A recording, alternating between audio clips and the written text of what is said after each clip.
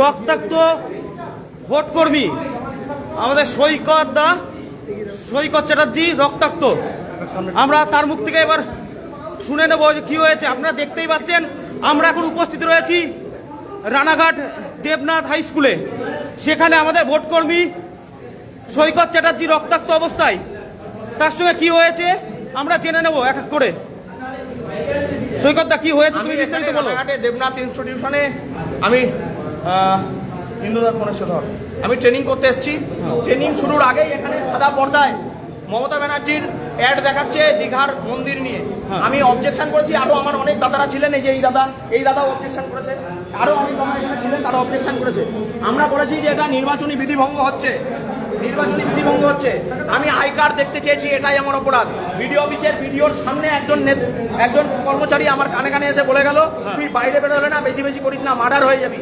তোর কিন্তু মার্ডার হওয়ার সময় হয়ে গেছে। হ্যাঁ আমি জানি আপনাদের গায়ের জ্বালা। আমি আপনাদের জন্যই 365 দিন লড়াইটা আমরা করছি, আপনাদের জন্যই। এই বিডিও অফিসের কর্মচারীদের জন্য আমি 11 দিন অনশন করেছিলাম, তাই আজকে আমাকে রক্তাক্ত করা হলো।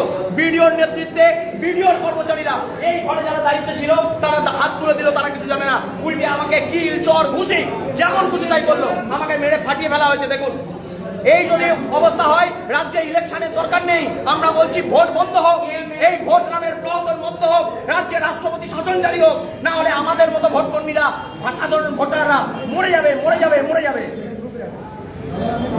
আপনারা দেখতেই পাচ্ছেন যে আমাদের এই সৈকতদা আজ রক্তাক্ত।